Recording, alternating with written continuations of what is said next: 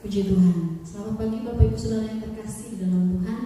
Kembali kita datang hadirat Tuhan, ucap syukur, kita mau memuji memuliakan Tuhan pada pagi hari ini. Walaupun dalam keadaan seperti ini, mari kita mau terus menyatakan hadirat Tuhan lewat puji-pujian kita pagi hari ini. Siapa nanti kita, biar Tuhan boleh menjamah Bapak Ibu Saudara dan saya pagi ini. Haleluya. Kita angkat pujian kita. Seperti ibu saya harus rindu pada usia. Mari kita memberikan yang terbaik lewat pujian kita pada pagi ini.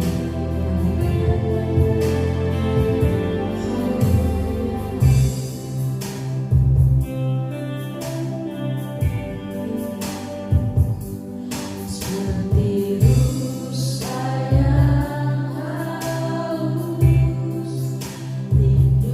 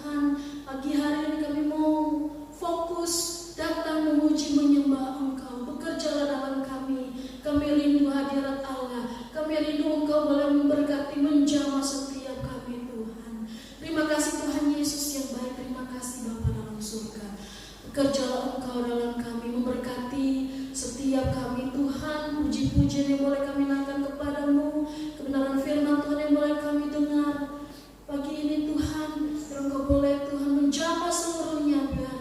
Nama Tuhan saja yang boleh dipuji, ditinggikan. Terima kasih Tuhan Yesus yang baik. Dalam nama Yesus kami mengucap syukur. Haleluya. Amin. Puji Tuhan Bapak Saudara yang terkasih. Kita terus memuji memuliakan Tuhan pagi hari ini. Bagaimanapun keadaan Bapak Ibu Saudara, saya tidak tahu apa yang Bapak Ibu Saudara saat ini sedang hadapi. Kita mau percaya dalam puji-pujian kita boleh mendapatkan kekuatan yang baru. Haleluya. Kita akan pujian kita, Tuhanlah kekuatan dan mazmurku. Amin. Kita untuk tepuk tangan, bersuka cita karena nama Tuhan, bersuka cita karena kebaikan Tuhan. Haleluya. Tuhan telah kekuatan dan mazmurku. Dia membuka dan bersamakanku. Hanya padamu hatiku percaya. Kau menara, Kau melindungi, Haleluya. Ku mau selalu bersyukur. Ku mau selalu bersyukur. Sebab cintamu padaku takkan pernah berubah. Hatiku percaya. Haleluya. Walau bumi bergoncang, gunung-gunung beranjak, namun kasih setiamu tak pergi dari. Katakan lagi pujian. Tuhanlah kekuatan dan mazmurku. Tuhanlah kekuatan dan mazmurku. Dia gunung batu dan keselamatanku. Hanya padamu hatiku percaya. Kaulah menara,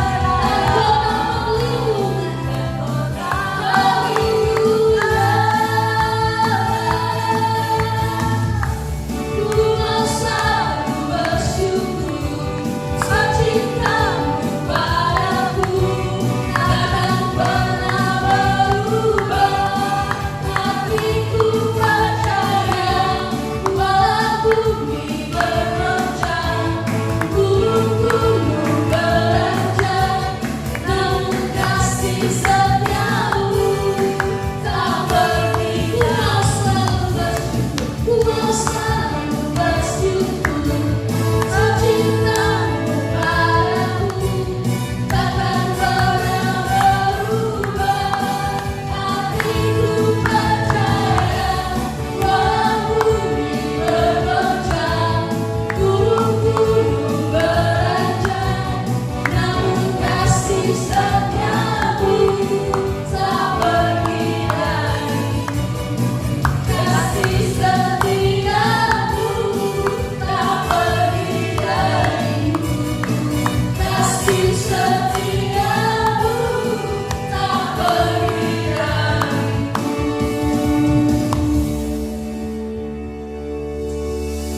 Haleluya. Kami percaya Tuhan, kasih setia Tuhan tidak pernah meninggalkan kami. Orang-orang yang setia, orang-orang yang mengandalkan Engkau ya Bapa. Terima kasih Yesus. Biar pujian ini boleh menjadikan kekuatan yang baru bagi setiap kami. Oh Engkaulah Tuhan, sumber kekuatan kami. Engkaulah Tuhan, tempat di mana kami bisa datang dan bersama Yesus. Terima kasih Tuhan. Terima kasih untuk cinta-Mu Tuhan. Terima kasih untuk kasih-Mu ya Tuhan. Bawa kami untuk boleh semakin dekat lagi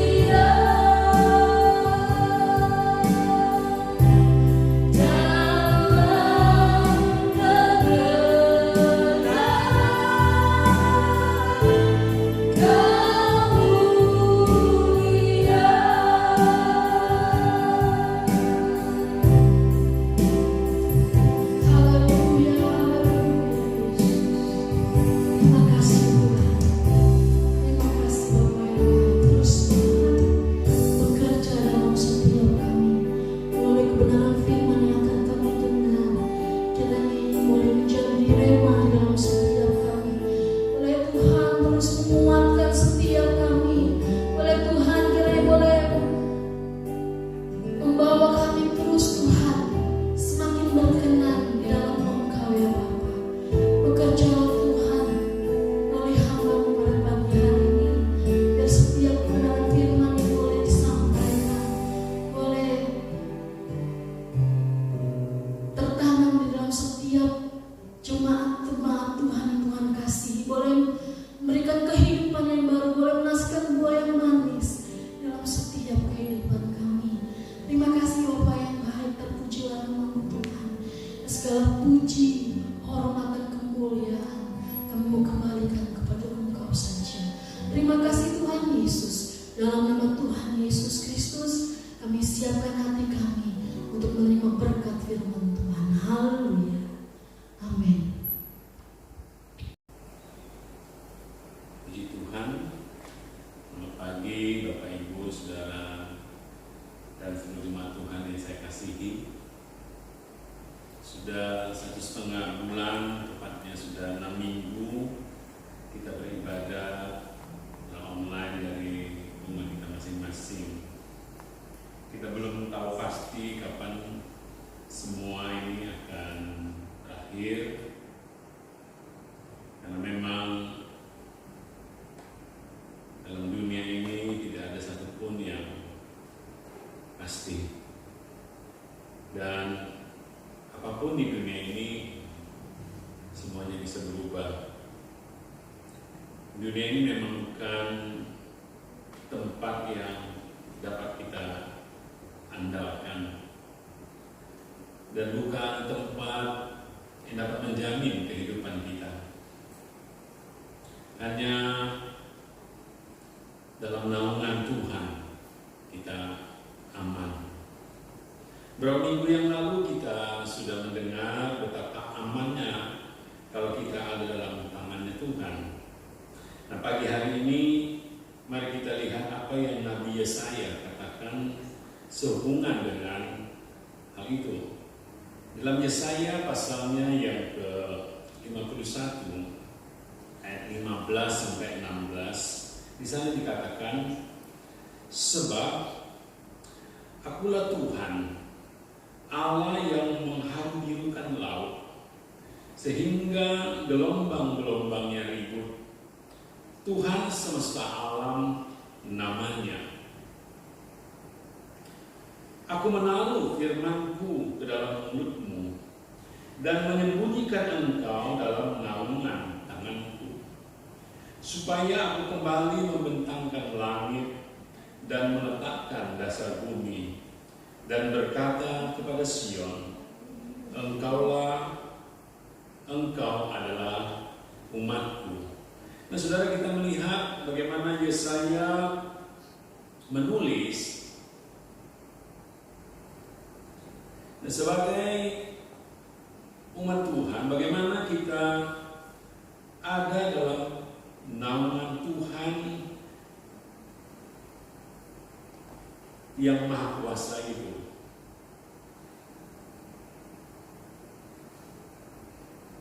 Kalau kita membaca kitab Yesaya pasal 51 tadi, semua itu diawali, atau bagaimana kita ada dalam naungan tangan Tuhan, itu diawali dikatakan bagaimana firman Tuhan itu ada dalam mulut kita. Sebagaimana kita sudah baca tadi, dikatakan bagaimana Tuhan menaruh firman-Nya ke dalam mulut kita. Nah, kalau dikatakan firman itu ada dalam mulut kita, ini dapat menunjuk kepada dua hal. Pertama, firman itu menjadi seperti makanan yang kita makan setiap hari. Sebagaimana kita makan untuk kebutuhan dan kesehatan jasmani kita setiap hari. Normalnya kita makan 3 kali sehari, yang paling tidak kita makan 2 kali sehari.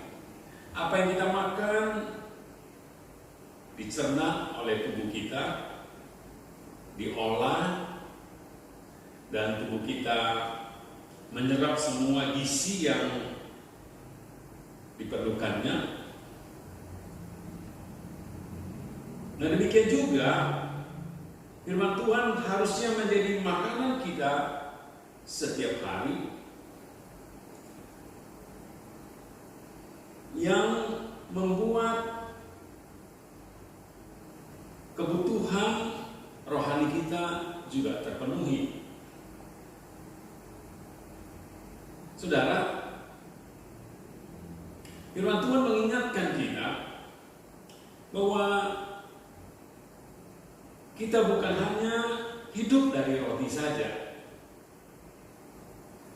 Kita bukan hanya hidup dari makanan yang berbentuk fisik saja, tapi ada makanan lain yang juga kita butuhkan. Itulah makanan rohani buat kehidupan jasmani kita. Ulangan pasal 8 ayat 3 katakan, jadi ia merendahkan hatimu, membiarkan engkau lapar, dan memberi engkau makan mana yang tidak kau kenal dan yang juga tidak dikenal oleh nenek moyangmu, untuk membuat engkau mengerti bahwa manusia hidup bukan dari roti saja, tetapi manusia hidup dari segala yang diucapkan Tuhan. Apa yang ditulis oleh kitab Ulangan ini adalah pengalaman bagaimana orang Israel ketika mereka keluar dari Mesir menuju tanah Kanaan. Dalam perjalanan mereka di padang gurun, mereka tidak mempunyai makanan lagi karena makanan yang mereka bawa sudah habis.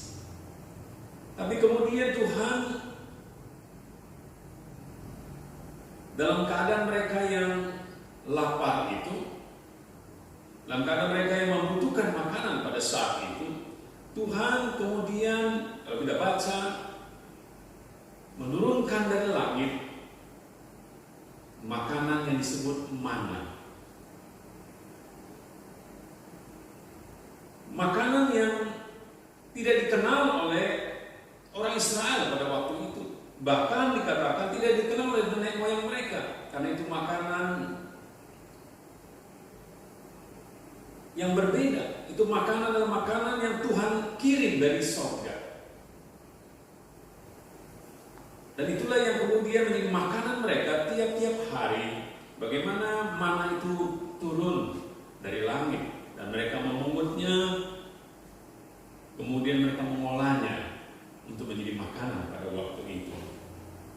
Dan apa yang dialami oleh orang Israel pada waktu itu, kitab Ulangan katakan bahwa apa yang dilakukan Tuhan pada waktu itu adalah untuk mengajar, untuk membuat orang Israel, untuk membuat umat Tuhan yang ada pada waktu itu mengerti bahwa manusia hidup bukan dari roti saja, tetapi manusia hidup dikatakan dari segala yang diucapkan Tuhan. Dan itu dikutip oleh Matius dalam Matius 4 ayat yang ke-4. Itu yang Yesus katakan, kemudian ditulis oleh Matius. Tetapi Yesus menjawab, dikatakan ada tertulis, manusia hidup bukan dari roti saja, tetapi dari setiap firman yang keluar dari mulut Allah. Nah, kita melihat bagaimana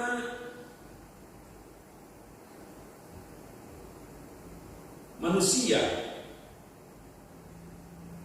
memerlukan bukan hanya makanan jasmani, fisik, saudara, tapi ada makanan rohani yang perlu dimakan juga. Dan kita Mazmur kemudian mengatakan, saudara, bahwa makanan ini adalah gandum yang dari langit.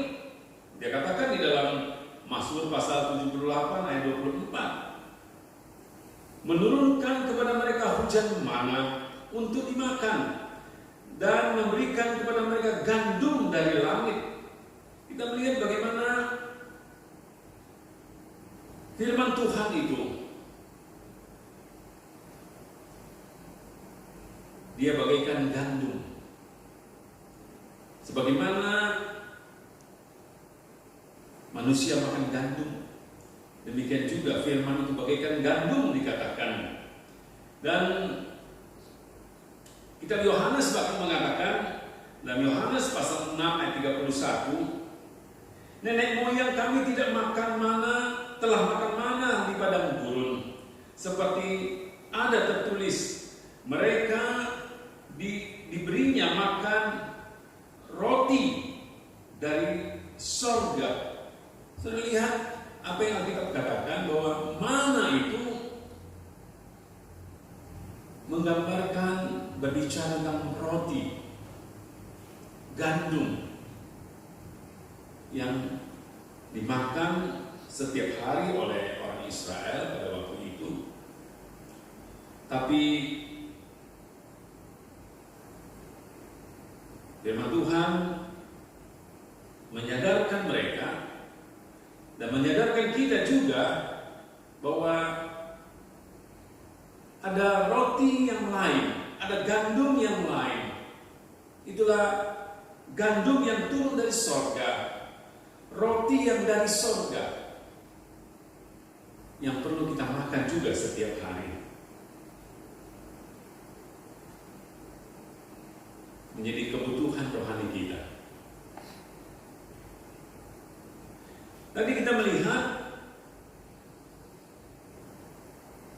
Yesaya katakan bagaimana supaya kita ada tersembunyi dalam naungan tangan Tuhan.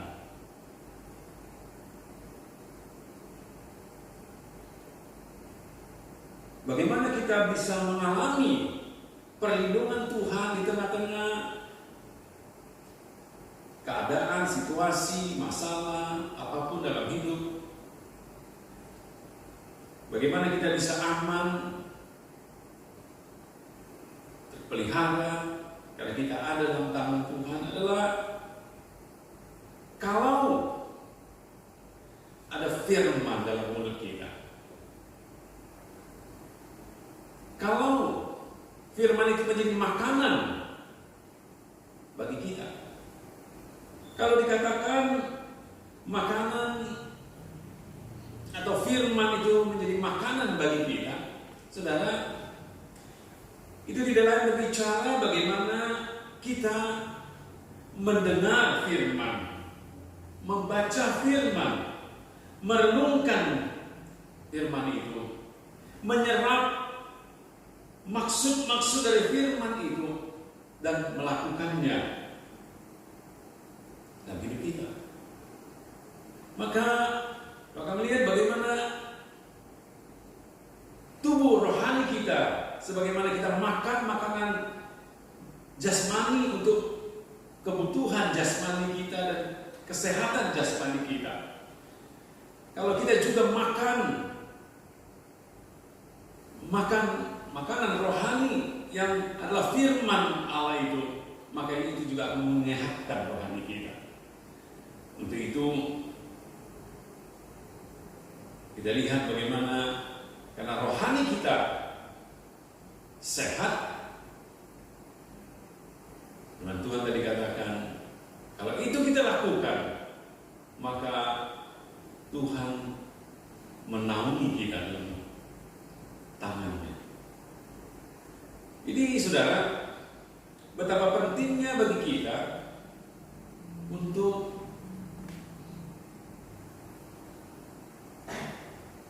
makan firman Tuhan. Betapa pentingnya bagi kita sebagai umat Tuhan, bagi orang percaya, kita mendengar, membaca firman, merenungkan firman. Tidak cukup hanya satu minggu kita mendapatkannya. Kita tidak makan sekali seminggu, saudara. Setiap hari kita makan. Demikian juga seharusnya firman itu menjadi makanan kita setiap hari. Dan kalau itu kita lakukan, melihat bagaimana Tuhan, sebagaimana Yesaya tadi katakan, maka Dia menyembunyikan kita di dalam naungan tangan-Nya. Selama firman itu ada dalam mulut kita, maka kita aman, karena kita ada dalam naungan tangan Tuhan. Nah, saudara, yang kedua, kalau dikatakan firman itu ada dalam mulut kita, itu juga dapat bicara bagaimana firman itu menjadi perkataan kita setiap hari. Firman itu menjadi apa yang kita katakan setiap hari. Bukan kata-kata kosong yang keluar dari mulut kita, tapi apa yang keluar dari mulut kita adalah firman yang mengingatkan, yang mengajar,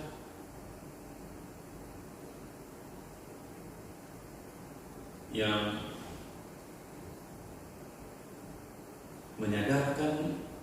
Kita melihat bagaimana firman itu juga harus menjadi ucapan di diri kita satu dengan yang lain. Jadi kita perlu juga mencoba memperbaiki apa yang kita ucapkan dalam keseharian kita. Seringkali kata-kata yang keluar dari mulut kita bukanlah kata-kata yang baik, apalagi dalam keadaan yang sulit, dalam keadaan yang tidak baik. Seringkali keluhan, kemarahan, persungutan, itu yang keluar dari mulut kita. Harusnya sebagai umat Tuhan, yang keluar dari mulut kita adalah bagaimana kita berkata tentang janji Tuhan, bagaimana kita mengucap syukur, bagaimana kita berterima kasih kepada Tuhan.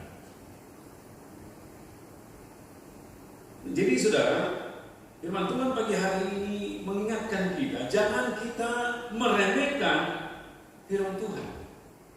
Jangan kita meremehkan. Firman itu begitu penting bagi kita. Karena itu hargai firman itu. Jangan pernah meremehkan firman Tuhan, apalagi kita menghina firman. Apalagi kita menista firman Tuhan. Jangan sampai itu terjadi dalam hidup kita. Musa saja, saudara, ketika Tuhan berkata kepadanya untuk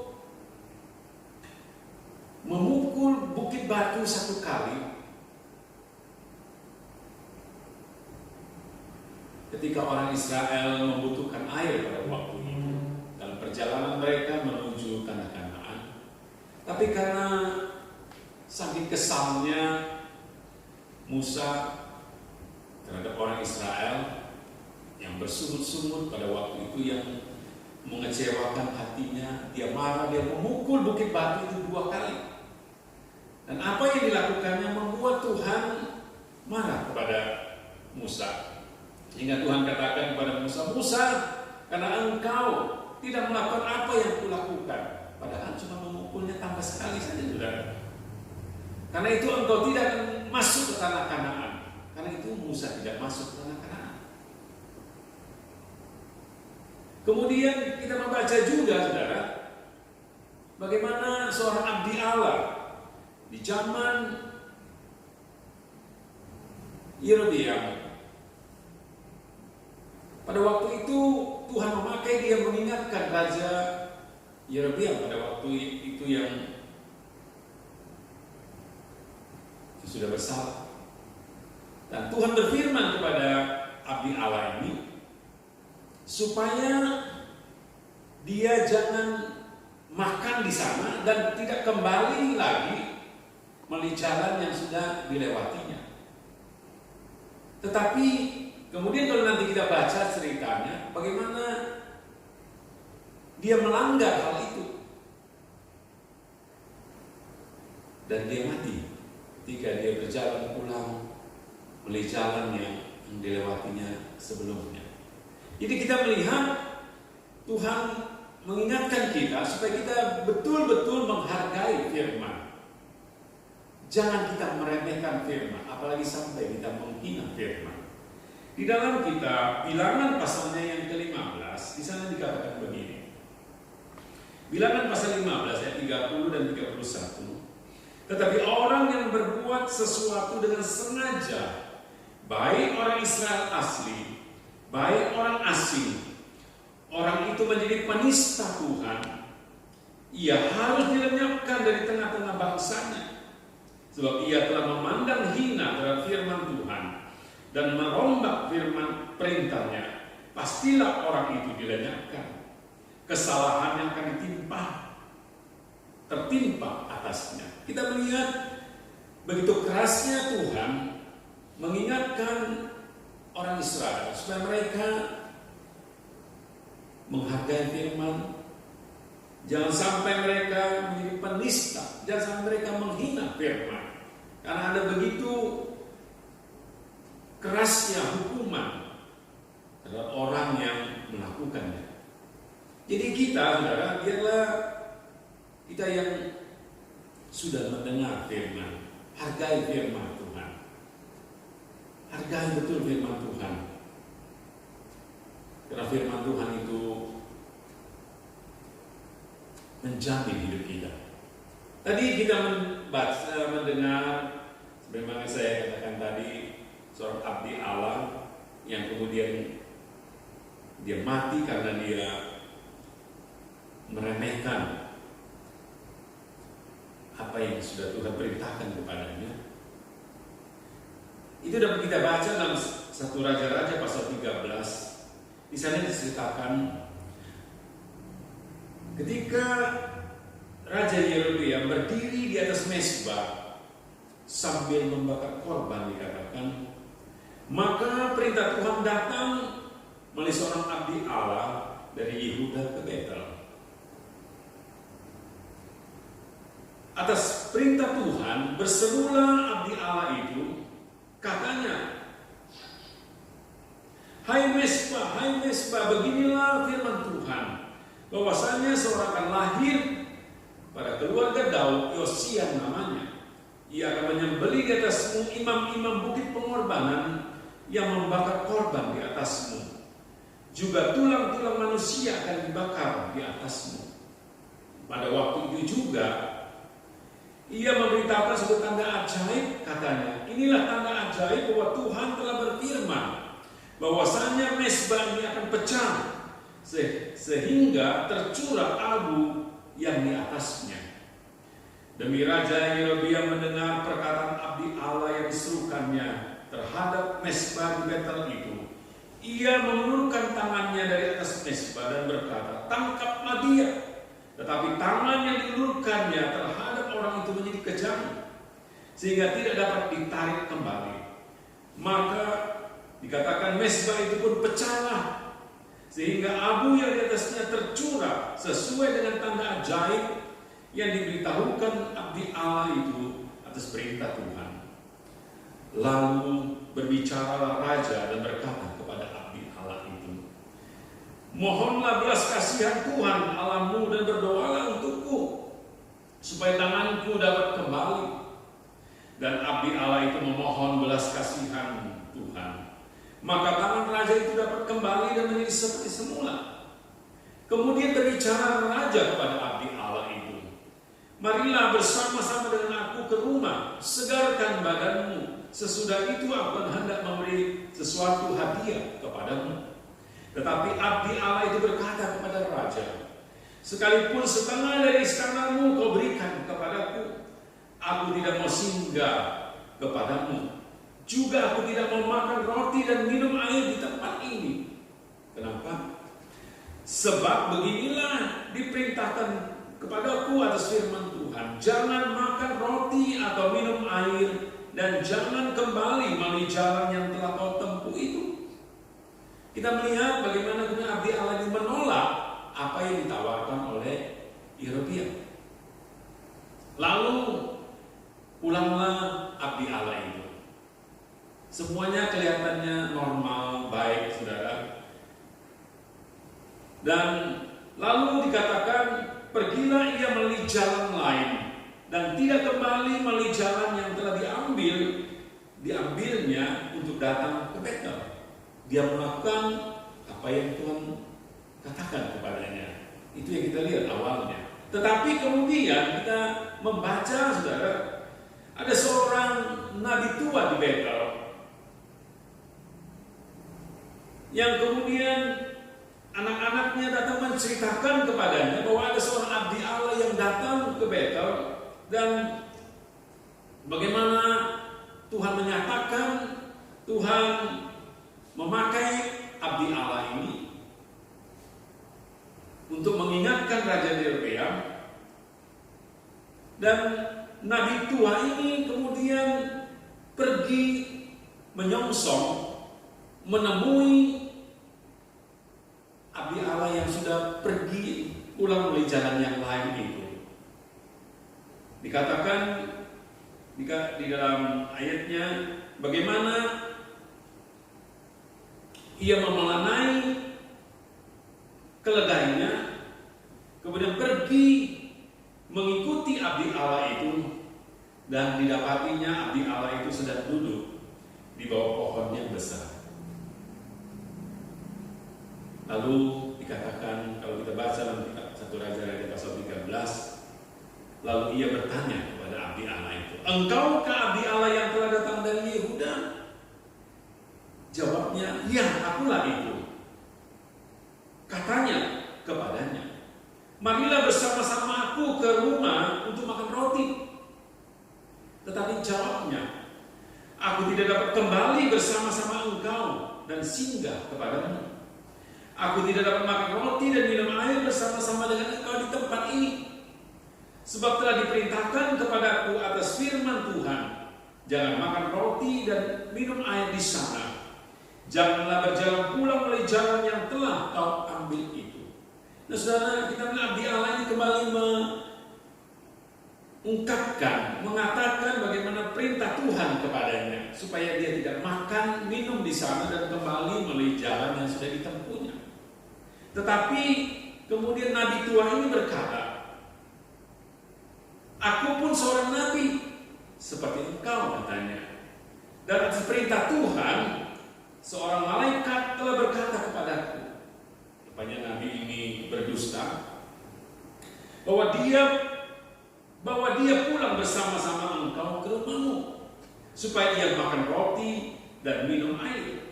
Tetapi ia berbohong kepadanya. Kemudian orang itu kembali bersama-sama dengan dia, lalu makan roti dan minum air di rumahnya.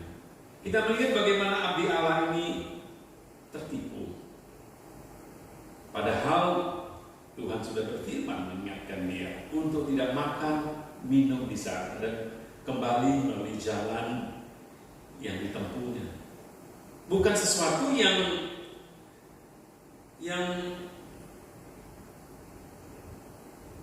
besar, saudara, kalau kita lihat cuma soal makan, minum dan kembali melalui jalan yang sudah dilewati. Tapi perintah Tuhan kepadanya, jangan lakukan itu.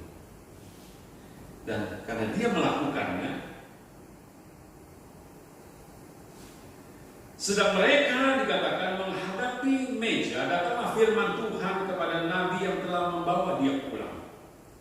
Lalu ia berseru kepada abdi Allah yang telah datang dari Yehuda, "Beginilah firman Tuhan, karena engkau telah memberontak terhadap titah Tuhan dan tidak berpegang pada segala perintah yang diperintahkan kepadamu oleh Tuhan Allahmu, tetapi kembali dan makan roti dan minum air di tempat ini, walaupun ia telah berfirman kepadamu, jangan makan roti dan minum air, maka mayatmu tidak akan masuk ke dalam kubur nenek moyangmu." Setelah orang itu makan roti dan minum air, dipelanainya keledai baginya. Orang itu pergi Tetapi di tengah jalan, ia diserang seekor singa dan mati diterkam. Mayatnya tercampak di jalan, dan keledai itu berdiri di sampingnya. Singa itu pun berdiri di samping mayat itu. Orang-orang yang lewat melihat mayat itu tercampak di jalan, dan singa berdiri di sampingnya. Dan mereka menceritakannya di kota tempat kediaman Nabi tua itu. Nah, saudara, kita melihat abdi Allah ini meremehkan firman. Karena itu hukuman datang kepadanya, saudara. Tuhan marah kepadanya, Tuhan murka kepadanya. Jadi pagi hari ini saya mengingatkan kita, jangan kita meremehkan firman, apalagi sampai menghina firman, apalagi sampai kita menista firman Tuhan.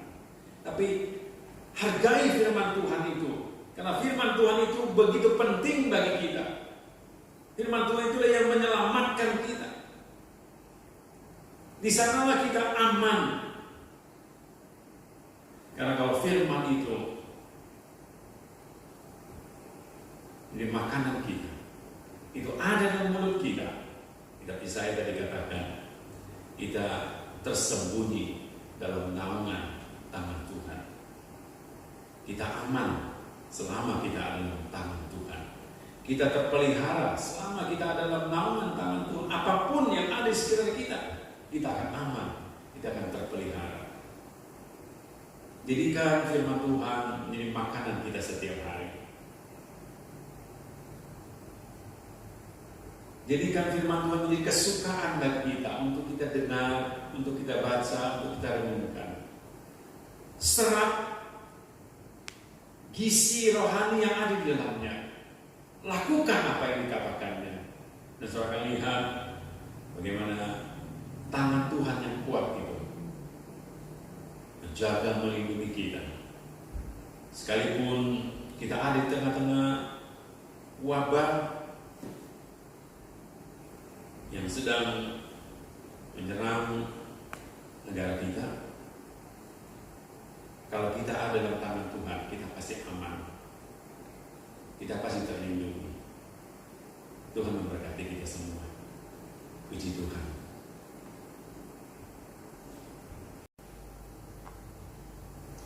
Mari kita berdiri, kita mengakhiri ibadah kita pada hari ini.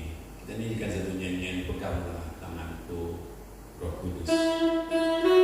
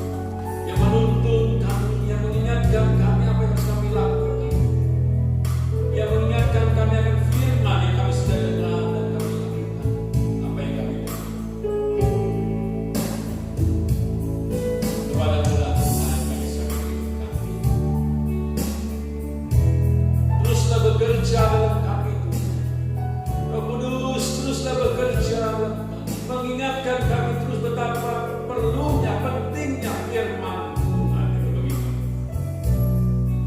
Yang perlu kami makan setiap hari.